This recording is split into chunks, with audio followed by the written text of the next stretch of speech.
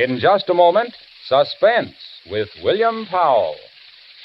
Oh, Hap, here comes Harlow Wilcox. Now, Betty forgets I already have 2 sets of Autolite resistor spark plugs and tries to high-pressure me into buying another one. Well, hello there, friend. Mr. Wilcox. Harlow? Hey, Hap, you look a little worried. Car not running right, maybe? Why... Spark plug trouble? Well, not at all. Listen, pal. What you need is a set of those sensational new ignition-engineered Autolite resistor spark plugs. But, Harlow, Why, the get-up-and-go a spark-weary engine gets from Autolite resistor spark plugs will turn your gloom to glee. Look, Harlow, I already have... Why, when you replace your old narrow-gap spark plugs with wide-gap Autolite resistor spark plugs, by Cornelius, you can actually tell the difference in your car. Your engine idles smoother. Harlow, wait a minute. I'll listen to you and my engine later, but... Yes, but right now, let's listen to Suspense.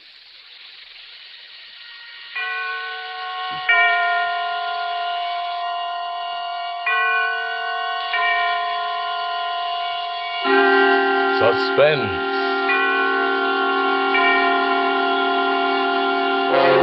Autolite and its 60,000 dealers and service stations bring you radio's outstanding theater of thrills.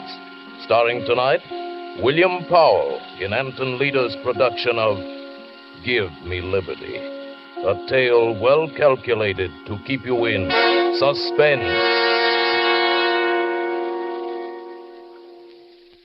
I embezzled $250,000. I want you to know that needed brains, planning, patience. I devoted 3 years of my life to the trick, and I got away with it. $250,000. Of course, they caught me very easily, but they couldn't find the money. So they handcuffed me, brought me back to stand trial. The judge was as big a fool as the others. 7 years is a long time, Mr. French. The insurance company will agree to a much lighter sentence if you will reveal where you've hidden that money. But I only smiled. So my right wrist was handcuffed to the left wrist of a detective, and they put me aboard a train bound for the penitentiary. I could see that the detective had instructions to soften me up. He was much, much too kind. You comfortable, Mr. French? You want a magazine? Anything? Well, I'd like to be able to lift my hand without raising yours into the air. Can't you guard me without being quite so attached to me? Sure, I guess we can work that out. I'll tell you what. You sit next to the window. I'll kind of box you in. And that way you can wear the cuffs all by yourself and nobody loses. Thank you. Let me get my keys. There. Off of me, on to you. Wonder if I've made a good change. Feels clumsy. Oh, you get the hang of it in no time at all. The biggest trouble is when you read a paper. 5 inches of chain don't give you much room to turn a page. Well, then I'd better leave the newspaper for a less constricting occasion. I'll have 7 years for reading. 7 years. And $250,000. Say, how smart does a guy have to be to get his hooks on so much lettuce? Would you like some of it? Now, you kidding. Well, let's make a deal. You drop the key to those things on the floor. Then go have yourself a nice lunch. Sure. And when do I see Mr. French again? When I meet you to pay off. Uh-huh. I wouldn't be taking kind of a chance there, It was would a I? stupid conversation, and I was only making words. I looked out at the fields and brooks and houses rushing past. I wouldn't see these things for 7 years, not counting time off for good behavior. But then I'd be free again. And I'd have my $250,000. Not a bad salary, huh? I'd use my brains for myself this time. Suddenly... Everybody hold on! There's another train on the track!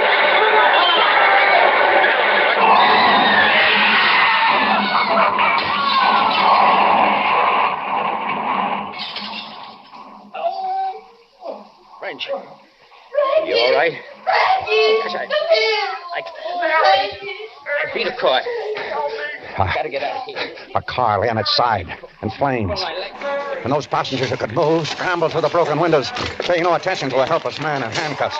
French. Give me a hand. It was the detective. His legs pinned by the wreckage. Move, will you? You want to see me roasted? What can I do with my hands like this? What do you carry the key? What do you want with a key? You can pull me out by an arm, can't you? You can grab me by the head. You thick-headed fool, we'll both die here if I can't use my hands. You can use them good enough. Where's the key? I can't find it. French, It ain't in my pockets. Look on the floor. You're a liar. French, my shoes are on fire. Please. The only weapon was Help a suitcase. Me. Yeah. I kicked him in the face. I bashed the suitcase on his head. And he didn't have the key. I emptied his pockets down to the last crumb of tobacco. But the fire crept closer. He hadn't the key to the handcuffs. And I wanted it. Because this wouldn't be an escape. This would be a disappearance. Oh, what a chance. What a chance. I'd have my liberty. And I'd have my money. There's somebody in that car because that's where I saw something moving there. I threw away his pistol. I wouldn't need a gun. I used my head. I squeezed my college ring on his finger. I switched wallets. Is there anybody in that car? Pete, this way! Over here! There was a conductor out there. A crowd of passengers. I got to the opposite side of the car. No one. Not a soul. And there wasn't a splinter of glass left in the window. I slid down the side of the car, cleared the wheels, and struck the ground running. A few moments, a few hundred steps, and I was safe in the darkness. I was free. They'd think I was dead. And I had $250,000.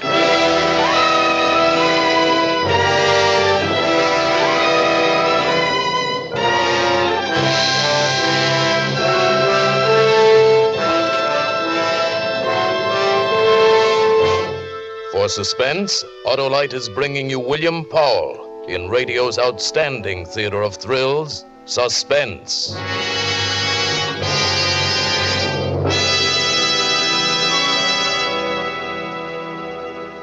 Hap, my friend, have you ever heard a conversation between two cars? Two cars?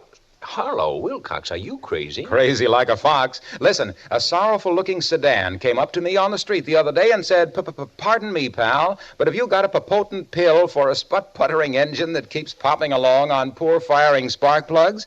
Well, this car had sure come to the right man, old ALRSP Wilcox. ALRSP? ALRSP for Autolite Resistor Spark Plugs, of course. Oh. Well, before I could answer this fumbling four-door, up glides a cute coupe with a mellow murmur and says, "Say, chum, if you want to hum and hustle on the highway, if you want to idle smooth as a satin slipper, if you want better luck with lean gas mixtures, actually save gas, why, switch your narrow gap plugs for a set of those wonderful, sensational wide gap Autolite Resistor Spark Plugs. What's more," continues this chatty convertible, "Autolite Resistor Spark Plugs cut down spark plug interference with radio and television reception. Really, the spark plug of the future. Why, I was talking to a delighted television set Wait a yesterday, minute, Harlow. Now you've got a car talking to a television set. By Cornelius Hap, television sets, cars, and everybody are talking about Autolite Resistor Spark Plugs. And no wonder, because new Autolite Resistor Spark Plugs have a 10,000 ohm resistor, ignition engineered right into the spark plug, and a wider spark gap setting that means smoother idling and gas dollars saved. Autolite Resistor Spark Plugs fit any make and size of car, and don't forget, Autolite Resistor Spark Plugs are backed by the reputation of Autolite and the over 400 automotive, marine, and aviation parts made by the Autolite people. Pipe that. Okay, but right now, let's pipe suspense. And now, Autolite brings back to our Hollywood soundstage William Powell as Earl French in Give Me Liberty, a tale well calculated to keep you in suspense.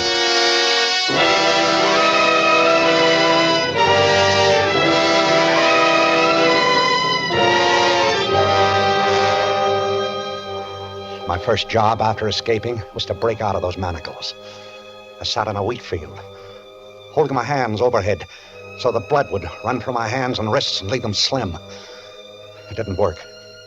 I tried that until my shoulders were in agony, and it didn't work. I couldn't snap the chain. I twisted it. I pulled at it, tried to fling my hands apart, and it wouldn't break. I rubbed it against stones until my skin was torn and bleeding, and it wouldn't break. By this time it was morning, and I was pretty desperate. I found a match in my pocket. I went into the woods that bordered the field and built a fire. First the chain grew hot, and then my wrists. But I held them over the fire until I couldn't keep back the scream. And not until then would I believe that I needed help. I pushed through the wheat and the corn beyond it, and I stumbled down a slope into a barnyard. Down, Jack, down! A woman was standing near one of the hen houses, pan of chicken feed in her hand. What do you want? There was nothing to say. She'd seen the handcuffs. Come on, speak up. Look, What do you want? I'm innocent, I swear to you, I'm innocent. Where you from? How'd you get away? Well, we were going up to the prison, and there was an accident. Well, what do you want from me? Could you lend me a file? And if you could spare some food, I'll be glad to pay You for... don't have to pay me for anything. Wait here. Jack, you watch him. The fool went into the house, and the dog sat down on its belly and placed its nose between its paws, and its eyes never left my face for an instant. And then through the stillness, I heard the cranking of an old-fashioned wall telephone, and I knew what she was doing. I ran like a whirlwind.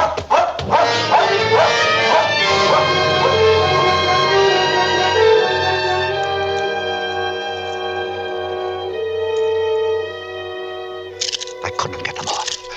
I couldn't get the handcuffs off. I couldn't get anything to eat. I couldn't show myself.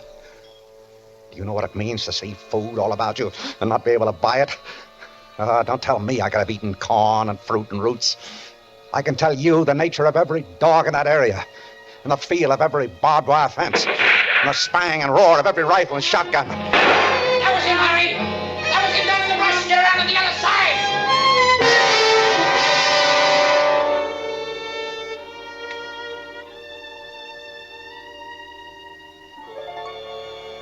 I crept into a village one night and forced up the window of a hardware store. I wanted a file, just a file. Do you know what they carry in hardware stores these days? Glassware, kitchen gadgets, garden tools, seeds, ovens, rat poisons, dressers. And then I moved behind a counter. A hardware store has to have a file somewhere. And my foot struck a wire, stretched across the floor.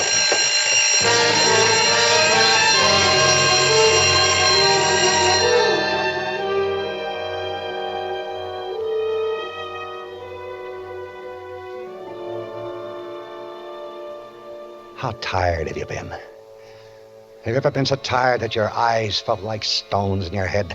So weary that your jaw hung slack and your tongue seemed thick and heavy in your mouth?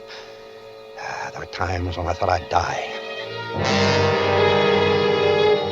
And on the evening of the fourth day of my liberty, I crawled quietly to the garbage cans back of a roadside diner and began to paw about for something I could eat.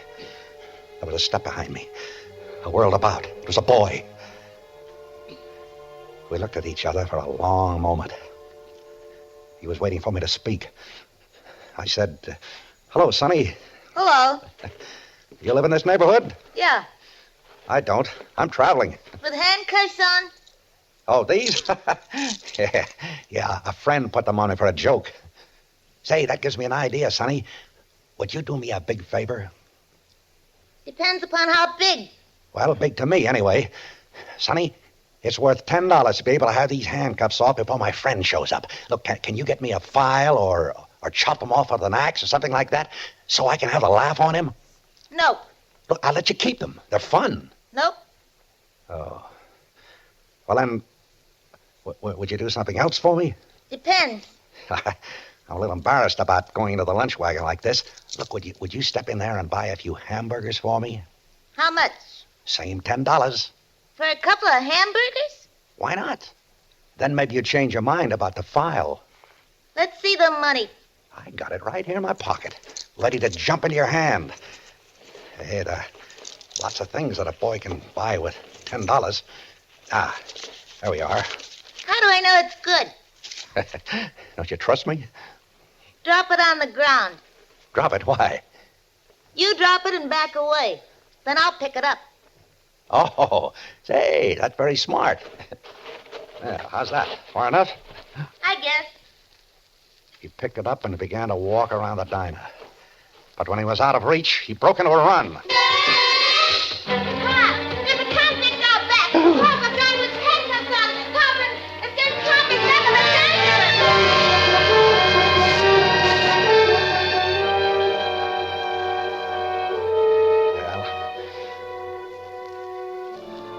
I got away. And I couldn't tear them off. I couldn't. I had $250,000 buried away, and it was worthless to me. Do you know what can be bought with $250,000? Why, a man's soul can be bought for less than $250,000. And I couldn't buy a 10-cent file. I spent that night in a nest of cast-off railway ties attached to a siding. When I opened my eyes in the morning, I had company. There was a hobo sitting on the top of my fortress-like bedroom. A very unusual-looking hobo in blue jeans and a navy coat. She was counting my money, smoothing each bill with loving care. She grinned when she saw I was awake. Good morning, chum. You sleep like an honest man. What's the matter, chum? Never speak till they bring your orange juice? Listen, I'm in trouble. I want you to help me. To get the bracelets off? Yeah. Oh, chum, wouldn't that be kind of silly? I might lose all this hard-earned dough. Look, there's more where that came from. A lot more. I'll make you rich. Yeah, I heard that one before. So long, chum. Listen to me. I got $250,000. Yeah, I get feelings like that, too. Come back, will you? It's true. Don't you read the papers? I'm Earl French. I never heard of you, and where would you get that much dough? Look, go into town and buy one of the newspapers of 6 days ago. That'll tell you. Tell me what? Don't people read anymore? Earl French, the embezzler. I stole $250,000. Uh-huh, and you're wearing those things so you won't pick your own pocket. Don't try to be clever. I died in the train wreck near Scottsville. You're so sure about that, chum. You croaked only a few days ago. No, you fool. They only think I did. Now, you get those newspapers. You come back here with a file and some food. No, don't order me around, chum. If you're a corpse, I won't take it from you. And if you're not a corpse, I'll poke you in the eye. Just play it easy, huh? Yeah, maybe I'll be back. Could happen. I waited for her all through that long, blistering day.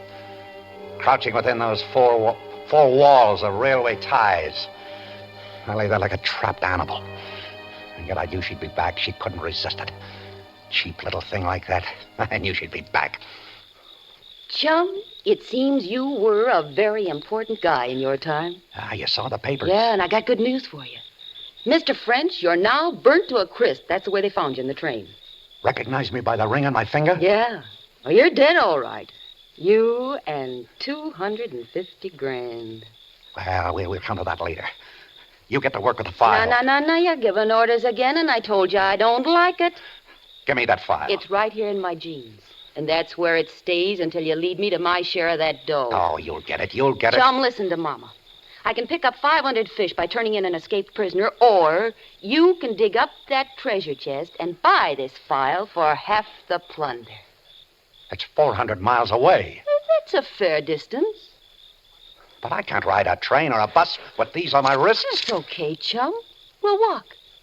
400 miles? A cinch. I've done it before. We'll be seen. Not at night. How'll I eat? Where will he sleep? You'll sleep in the woods, and I'll bring the grub to you. Me, I'll sleep in town, where I'll be snug and safe. You don't take this file from me, chum. Not till I see my half of that dough.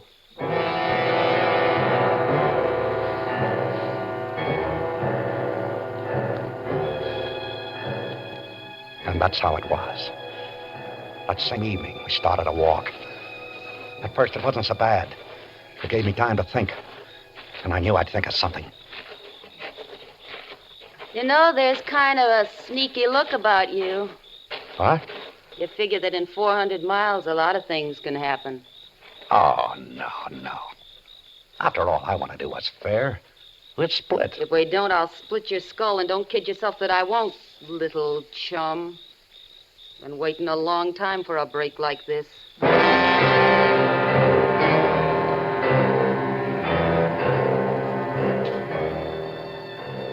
We walked, with the handcuffs digging so deep into my flesh that I began to believe they were a part of me. Yeah, she brought me food, but she wouldn't come close enough to hand it to me. And every time I reached for anything, it was torture.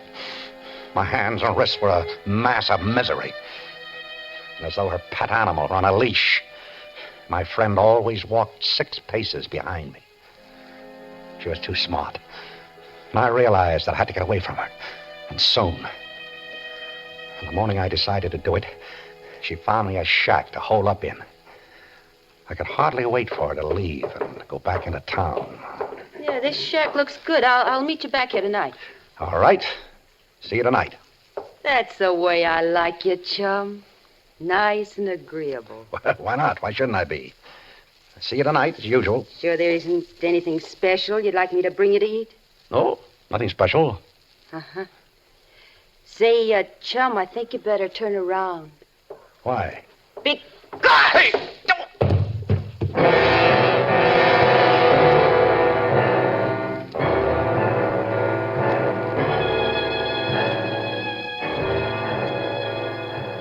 When I awoke, with a dull ache filling my head, I found myself neatly trussed up. I could move a little, but not enough to get free. Talk about female intuition. She'd guessed that I was going to try to get away from her, and she beat me to it. But I didn't give up, though. She'd have to make one mistake. Well, the next night, we'd stop for a rest. Hey, French. Yeah? How can you be sure that dough is still there? It's safe. How do you know? What kind of a place do you hide it in? You'll see. Hey, don't you trust me? Of course. As much as you trust me. And it's time we stop playing this little game. Now get out that file. When I see the dough, little chum. Take them off, will you? How long do you think I'm... Shut up. You'll wake up the neighbors. On, move. No. I said move. No. That money's mine. And you'll never see it unless I want you to. And we'll go to it the way I say. Chum, you're making me mad. You get out that file and take these off. Go on, get it out. I can give orders, too. What do you think you are, an animal trainer? No, that's not a bad idea. Is it? But it happens that I'm not an animal. And it happens that... What's that for? You can't frighten me with a knife. I wouldn't try. You use that on me, and we both lose out. Whenever my old man used to beat one of us kids, he always said the same thing. He said, never use a switch thicker in your thumb. Breaks the skin, but no bones. The kid can go on licking. A switch? Yeah, like this one. Nice and green and limber. That's all the knife is for. I wouldn't use a knife on a buddy. You won't use that either. Put it down. You know, this is something I wanted to do ever since I found you sleeping in those railroad ties. You gonna get up? No. This'll hurt. I'll kill you someday. I swear I'll kill you. I once had a husband like you. Brave enough outside, but once anybody put on the pressure, You talk too much. Go on, I'm calling your bluff. I'm sick of hearing you talk. All right. No! No! Get up! No! Come on.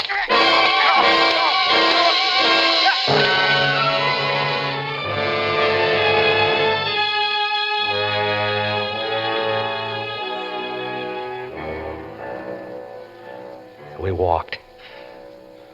God, how I hated her. And she... Well, she was sure she'd beat me down altogether because she didn't even bother now to taunt me anymore. She was very quiet after that. And a little careless. I stopped now and then, and she'd bump into me in the darkness.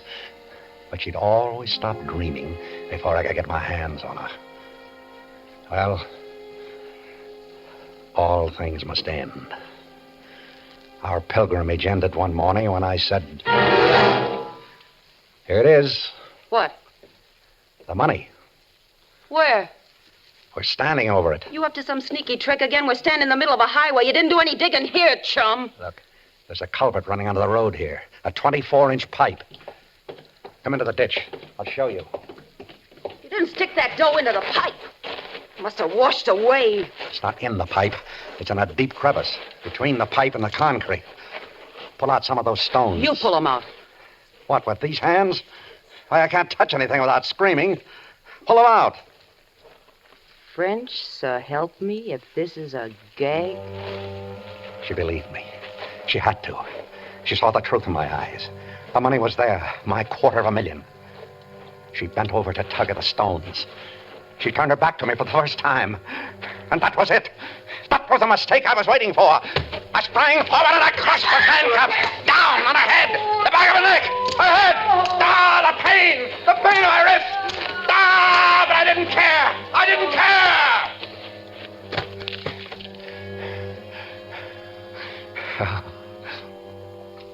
My hands. My hands. Covered with blood. Her blood. Mine. She was dead. But I couldn't move. My hands. My poor hands. I had to wait until the shock drained out of them. Finally, I reached into her pockets for the file. It isn't there. Well, it must be in this one. No. No. No, No. No file. She hasn't got a file. She never had one. Ah, that cheat. The dirty little cheat. Come on. Come on, little children. Come on. Come out, you babies. 250,000 beautiful little babies. Come on. Oh. I can't get a hold on it. I need about a few inches. I can't. I can't. With these handcuffs on, I need one arm free. You handcuffs, you. I'll break this chain if I have to rip my hands off. I'll get that money. I must have my money. I want the money.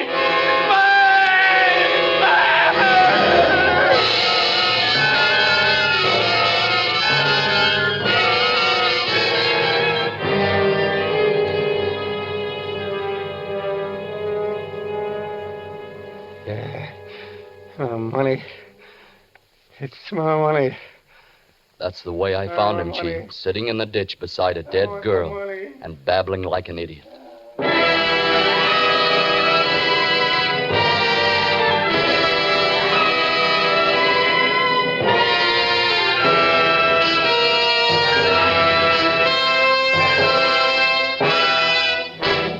Thank you, William Paul, for a splendid performance. Mr. Paul returns in just a moment. Well, Hap, my friend, now Harlow, I've been trying to tell you I already have 2 complete sets of Autolite resistor spark plugs. Congratulations. Everyone should have a complete set of Autolite resistor spark plugs. Those modern miracles of Autolite ignition engineers, those monuments to tireless Autolite research.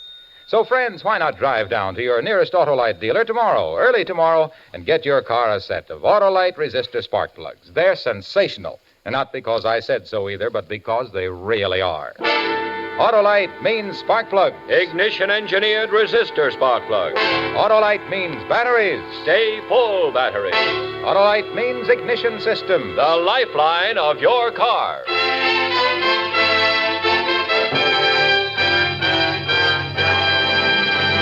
And now here again is William Paul. My thanks to the fine cast of suspense actors who helped to make my appearance here so pleasant an experience. I'm a regular listener to radio's outstanding theater thrills, and I'll be tuned in next time to hear John Garfield in Death Sentence, another gripping study in suspense. William Powell appeared by arrangement with Metro-Goldwyn-Mayer Studios, producers of the Technicolor production The Three Musketeers, starring Lana Turner, Gene Kelly, June Allison, and Van Heflin. Tonight's suspense play was written by Herb Meadow, with music composed by Lucien Morawek and conducted by Lud Bluskin. Ann Morrison played the part of the hobo. The entire production was under the direction of Anton M. Leader. This is the Autolite Suspense Show. Subscribe to your local community chest. Everybody benefits. Everybody gives. Good night. This is CBS, the Columbia Broadcasting System.